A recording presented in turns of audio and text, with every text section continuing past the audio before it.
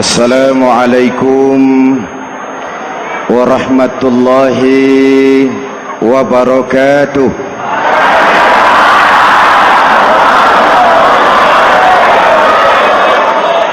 Alhamdulillahi rabbil alamin, wassalatu wassalamu ala ashrafil mursalin, sayyidina wa maulana Muhammadin wa ala alihi wa sahbihi ajmain, amma ba'du.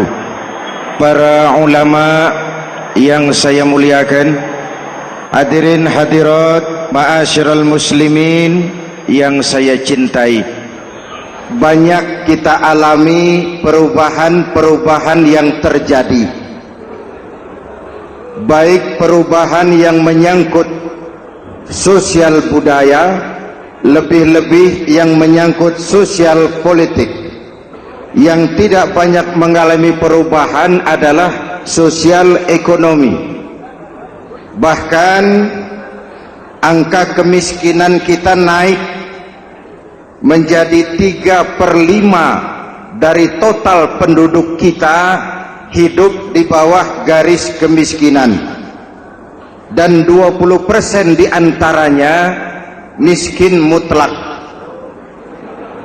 Perubahan-perubahan yang terjadi menyadarkan kita kepada kebenaran Al-Quran ketika Allah menyatakan wa tilkal ayyamu nudawiluha bainan nas. Hari itu kami putar di antara manusia. Ada saat datang, ada waktu pergi. Ada hari lahir, ada saat kembali, ada waktu dilantik, ada saat menyerahkan jabatan. Hari kami putar di antara manusia dan hidup cuma sekadar menunggu giliran. Soalnya kemudian di tengah perubahan-perubahan yang terjadi begitu cepat, what must we do now?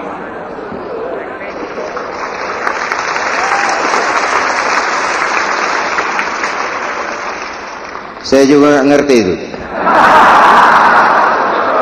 Yang penting kan penampilan. Saudara-saudara kaum muslimin di seluruh tanah air, jadi pemimpin adalah pelayan bagi orang yang dipimpinnya. Okelah, perbaikan ekonomi, pembukaan lapangan kerja baru kita serahkan kepada pemerintah, karena kita percaya mereka orang-orang terpilih belaka yang dipilih dengan kepercayaan akan mampu membawa rakyat keluar dari kesulitan. Amin. Tugas kita sekarang di zaman susah meluruskan akidah. Jangan sampai mbah dukun yang naik ke permukaan. Betul?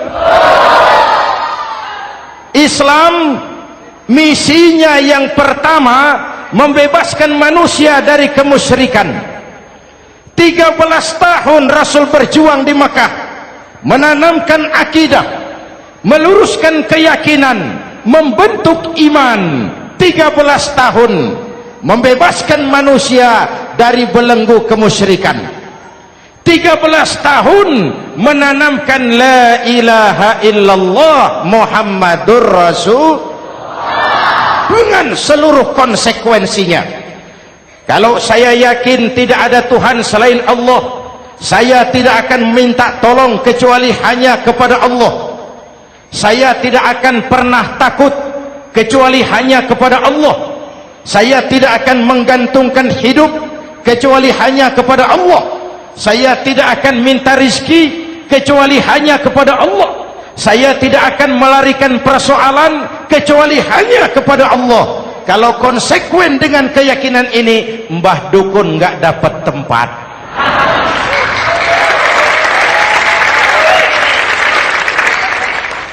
Akur?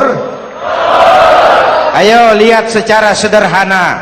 Saya sandaran di tiang, tiangnya ambruk, sayanya jatuh. Saya sandaran di tembok, temboknya runtuh, saya juga runtuh. Saya sandaran kepada orang kaya, dia jatuh miskin, saya bangkrut. Saya sandaran kepada jenderal, dia pensiun, saya selesai.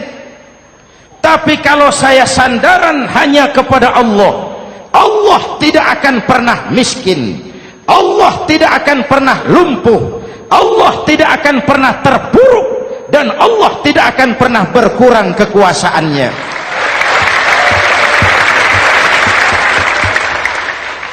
Maka umat Islam, sesulit apapun zaman yang kita hadapi, Allah juga tempat kita bersandar. Jelas? Selama ini kita iman dalam ucapan, tapi sekuler dalam perbuatan.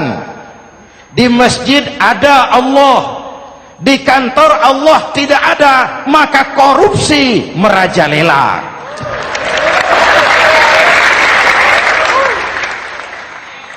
Di masjid ada Allah, di pasar Allah tidak ada, maka timbangan tetap curang.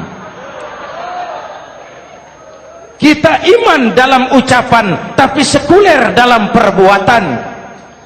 Oleh karena itu, sesulit apapun zaman yang kita hadapi, iman jugalah pegangan kita, Allah juga tempat kita bersandar. Boleh zaman berubah, akidah jangan sampai goyah, karena iman kita hidup, untuk iman kita berjuang, dan dalam iman kita ingin kembali menghadap Allah Subhanahu. Selama ini manusia Indonesia kita lebih banyak diisi otaknya, hati sering kosong, agama dangkal, akidah rapuh, moral rendah. Memang kemudian muncul banyak orang-orang pintar, cuma sayang tidak benar. Indonesia kita bangkrut, Indonesia kita terpuruk, Indonesia kita sakit parah kalau diurus orang yang cuma pintar tapi tidak benar. Kita perlu orang-orang pintar, tapi kita lebih perlu orang benar. Jelas? Kalau cuma pintar tapi tidak benar, itu yang sering saya sampaikan, nanti disuruh ngurus beras malah nimbun beras.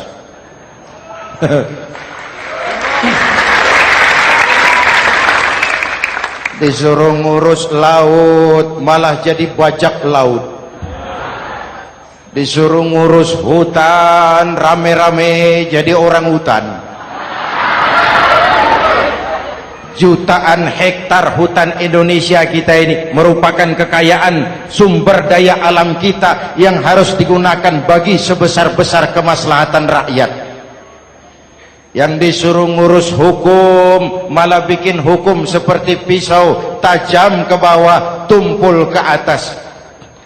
Jangan heran lalu di masyarakat muncul street justice, pengadilan jalanan, sebagai refleksi dari ketidakpuasan melihat sikap hukum yang sangat berpihak. Kalau yang kecil salah, hukum cepat-cepat ditegakkan.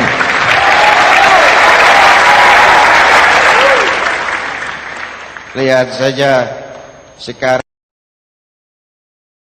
sekarang ini, kalau orang terkenal banyak uang punya masalah, antri yang bela.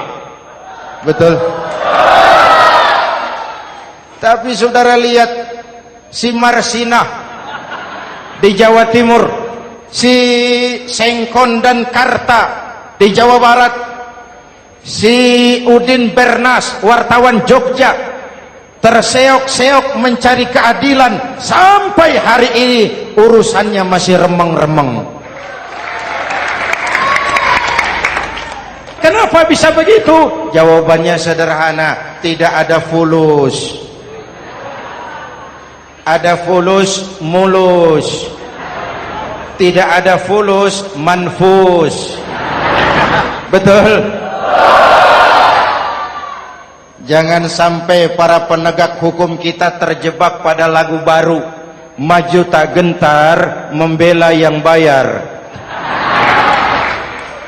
Biar bertentangan dengan nurani, biar bertentangan dengan public opini, biar bertentangan dengan rasa keadilan. Siapa yang bayar itulah majikan, mau benar atau salah belain terus.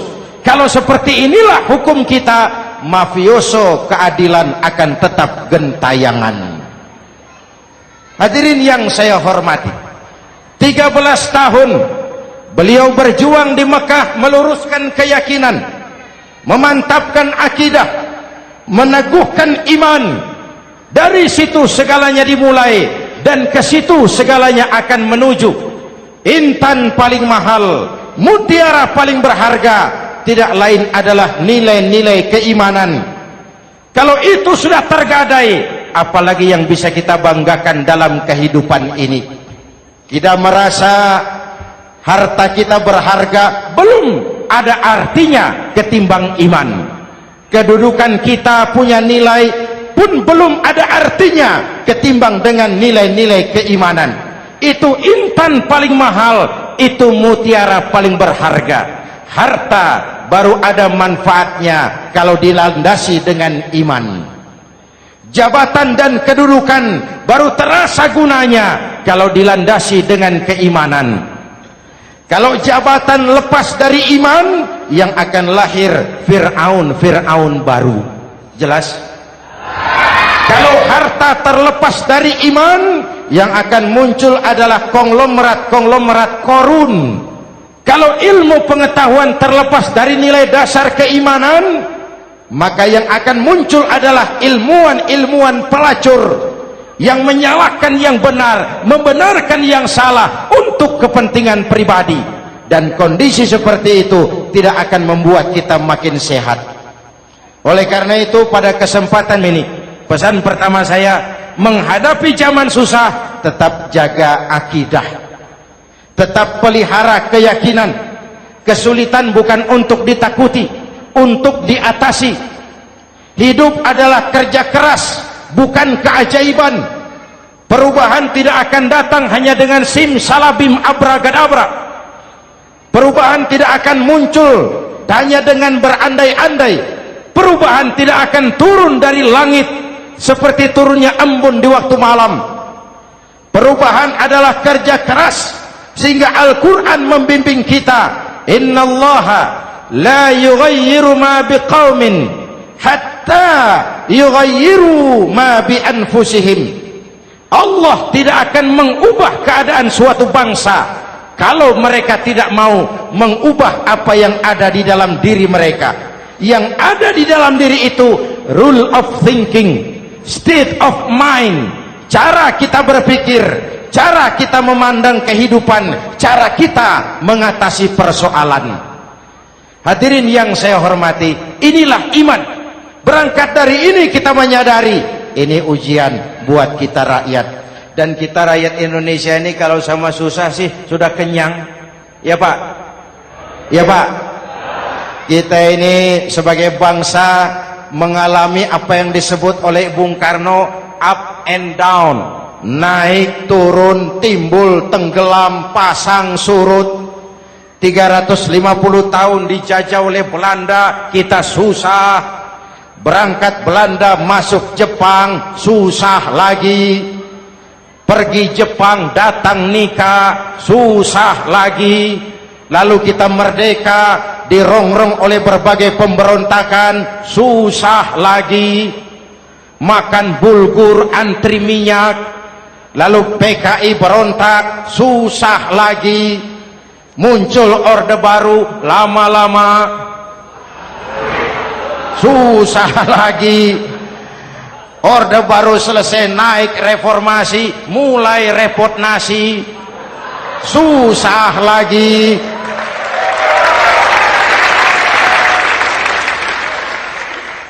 Kalau susah kita ini sudah akrab, sudah intim. Mestinya kalau sudah susah seperti itu, jangan salah sikap menyikapi kesusahan. Jangan sampai kita potong kompas, ambil jalan pintas, terjebak menghalalkan segala cara. Itu tidak akan menguntungkan, itu tidak akan menyelesaikan. Kalaupun selesai, nampaknya penyelesaian sesaat, dan penyelesaian sesaat bukan penyelesaian yang sebenarnya. Karena itu tetaplah dalam koridor keimanan. Boleh zaman berubah, akidah jangan sampai goyah. Silahkan masa berganti, tapi keyakinan jangan mati. Sekali la ilaha illallah sampai tetes darah paling penghabisan, tetap la ilaha illallah. Sanggup? 3 orang. Sanggup? 21. Sanggup? Kalau sanggup kita harus konsekuen.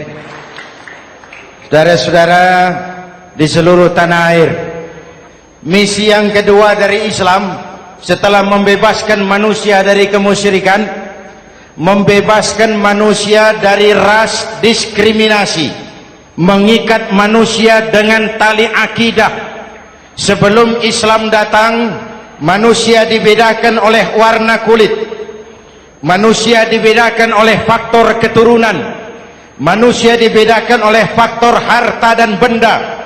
Adalah Rasul yang mengajarkan, innallaha la yanzuru ila suwarikum wala ila amwalikum walakin yanzuru ila qulubikum wa a'malikum.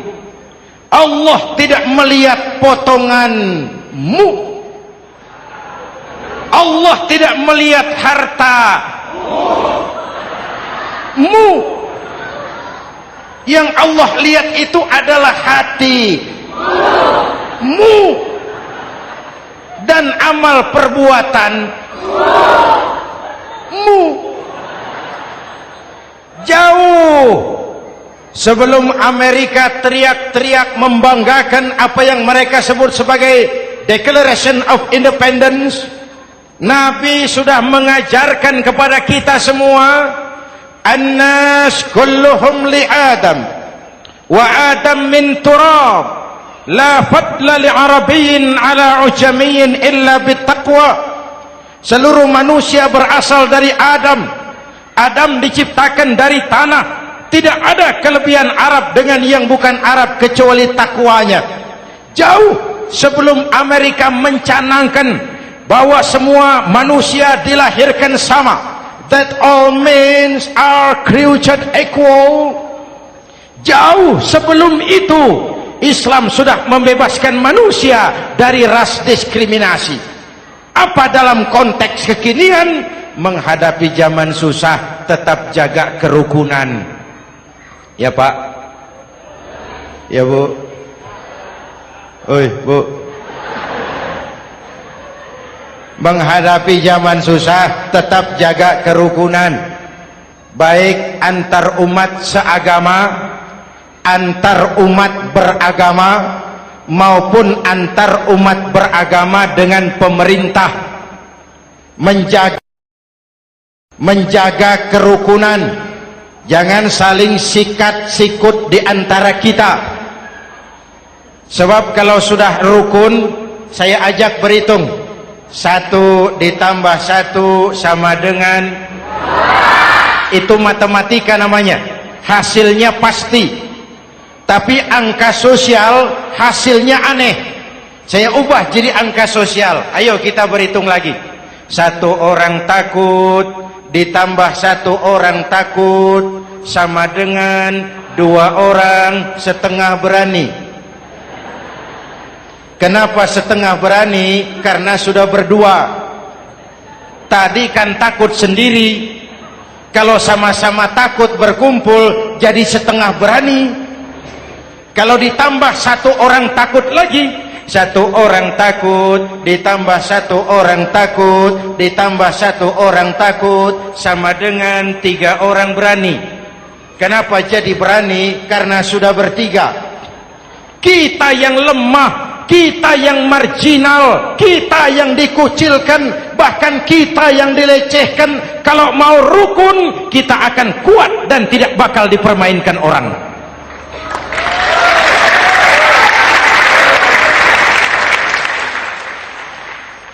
Tapi kalau rukunnya yang satu mau menikam yang lain, saya ajak berhitung lagi. Yuk berhitung yuk. 1 ekor ayam ditambah 1 ekor musang sama dengan 1 ekor musang. Kemana ayamnya? Dimakan musang. Betul nggak nih hitungan? Ayo kita hitung lagi. 1 ekor ayam ditambah 1 ekor musang sama dengan 1 ekor musang. Kemana ayamnya? Dimakan musang. Jadi kalau kita suka kumpul dengan orang yang mau makan kita, selesailah kita.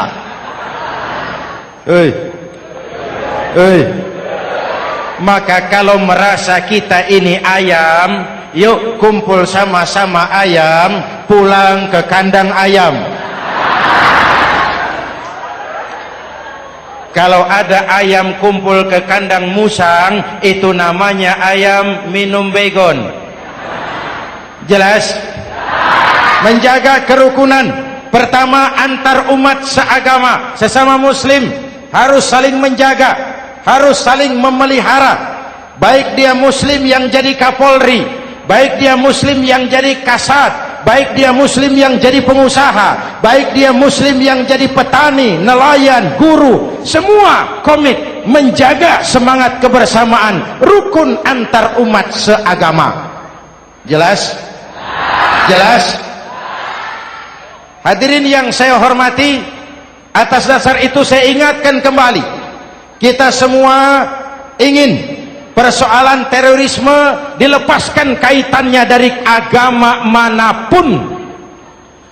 Tidak ada kaitannya terorisme dengan Islam, dengan Kristen, dengan Hindu, dengan Buddha. Tidak ada kaitannya terorisme dengan pondok pesantren.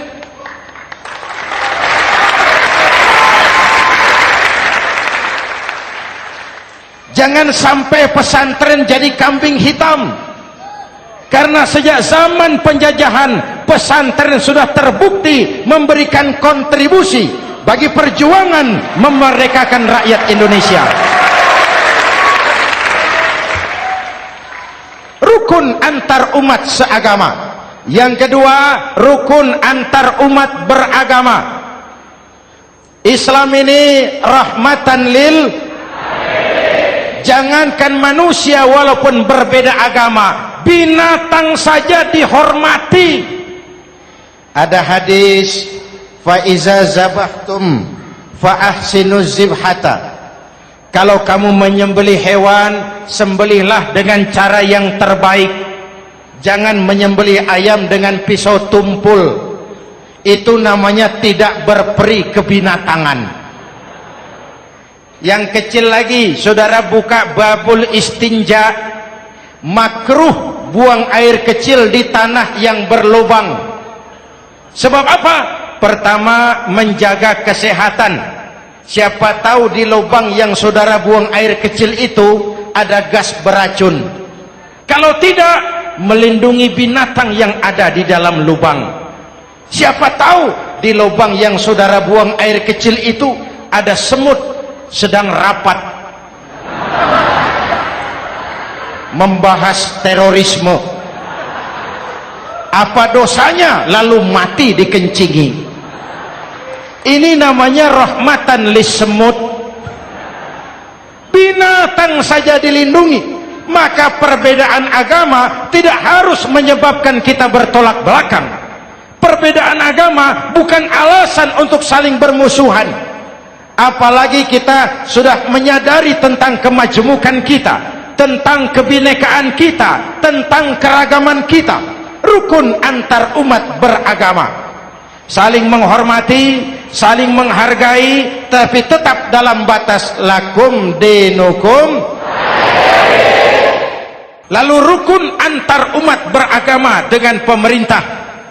Hadirin yang saya hormati, yang benar kita dukung, yang salah kita perbaiki dan kita tegur menurut cara-cara yang diajarkan oleh agama kita. Dan sholat berjamaah, pendidikan bernegara yang paling bagus. Tadi kita sholat ada imam, ada makmum, betul?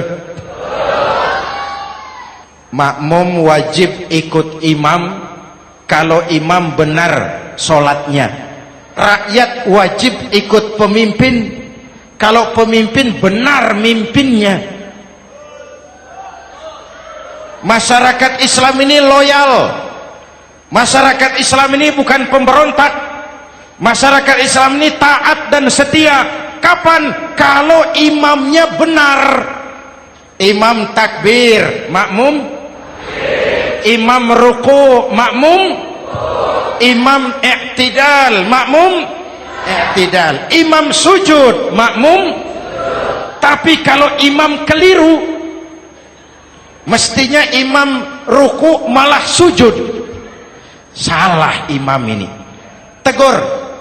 Siapa yang wajib negur? Makmum yang saf terdepan. Anggota DPR.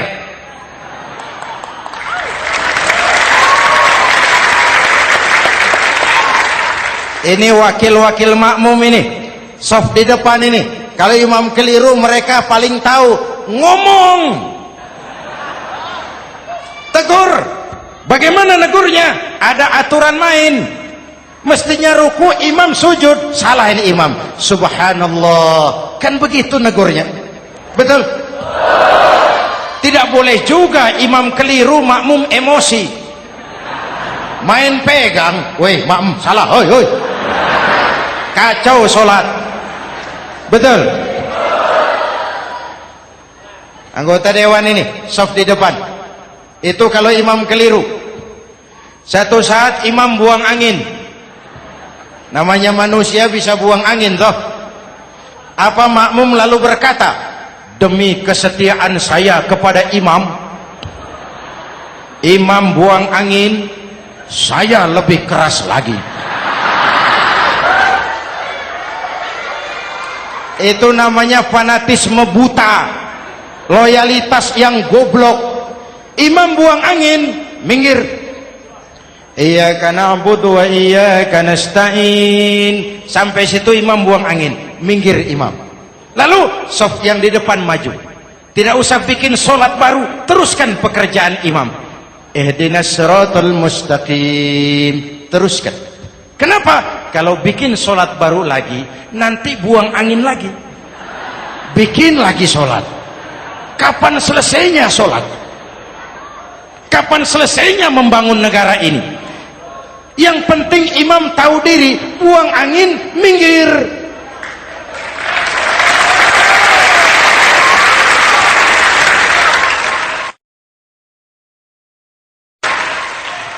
Ini kacaunya sholat berjamaah kita sekarang, kacaunya negeri kita sekarang.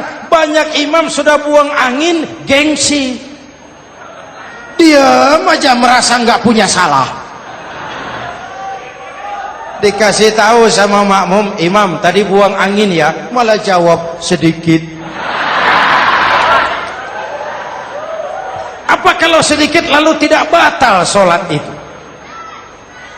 Mekanisme kehidupan sosial yang diatur lewat tuntunan sholat berjamaah, sehingga Nabi berpesan, kun imaman muta'an au ma'muman muti'an fala takun thalisan jazu'a. Kalau jadi pemimpin, jadilah pemimpin yang ditaati. Kalau jadi makmum, jadilah makmum yang mentaati. Jangan jadi golongan ketiga pemecah belah. Di depan tidak jalan, di belakang takut, ditaruh yang di tengah, di depan didorong, yang belakang ditendang. Ini namanya biang kerok. Saudara-saudara, dari uraian singkat ini saya ambil beberapa catatan pokok. Pertama, kalau ada intan paling mahal, kalau ada mutiara paling berharga dalam hidup kita, itu tidak lain adalah karena keyakinan. Hidup jadi indah, hidup jadi berharga, hidup jadi berarti kalau didasari atas sebuah keyakinan. Dan keyakinan itu tidak lain adalah nilai iman kita, akidah kita kepada Allah Subhanahu wa ta'ala. Yang kedua, tetap menjaga kerukunan. Sesulit apapun zaman yang kita hadapi, kita tetap harus menjaga semangat kebersamaan. Kita harus tetap menjadi lem perekat yang menjaga keutuhan, baik sebagai bangsa maupun sebagai umat. Perbedaan adalah wajar, harus dihormati sebagai ciri kehidupan berdemokrasi. Tapi jangan perbedaan menjadi sebab kita bermusuhan, dan jangan perbedaan menyebabkan kita saling berpecah belah. Hormati perbedaan, jangan perbedaan dipandang sebagai permusuhan. Dengan akidah yang kuat dan kebersamaan yang kokoh, ayo kita hadapi kesulitan, kita atasi kesulitan, dan dengan kerja keras untuk menyongsong hari esok yang lebih pasti. Mari kita Fatihah. Semoga Allah memelihara kita bangsa Indonesia ala hadhihi niyyah wa ila hadratin nabi. Al-Fatihah.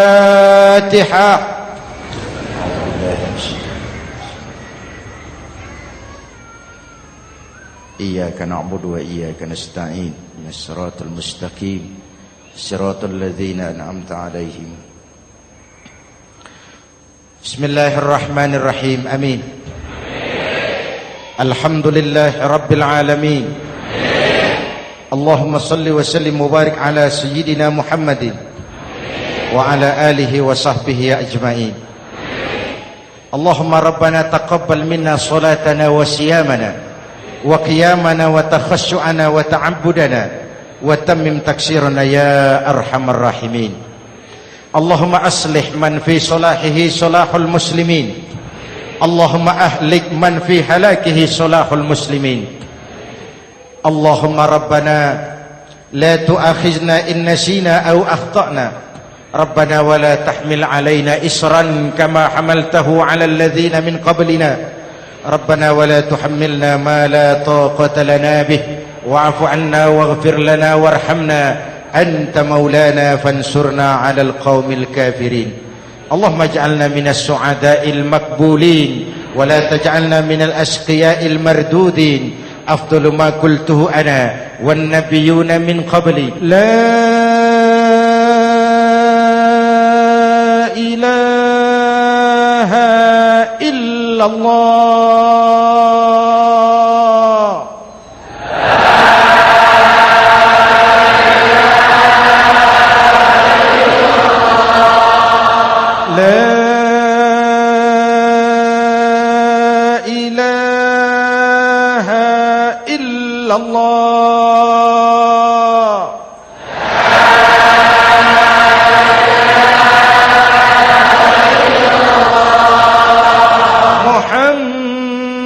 Muhammadur Rasulullah.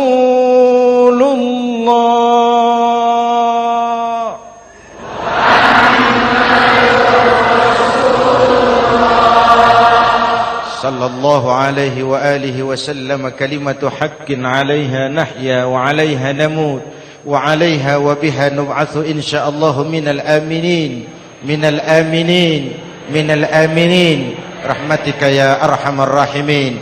Sallallahu ala sayyidina Muhammad wa ala alihi wa sahbihi ajma'in. Ana rabbika rabbil izzati amma yasifun. Salamun alal mursalin walhamdulillahi rabbil alamin. Jumpa lagi di lain kesempatan insyaallah. Wassalamualaikum warahmatullahi wabarakatuh.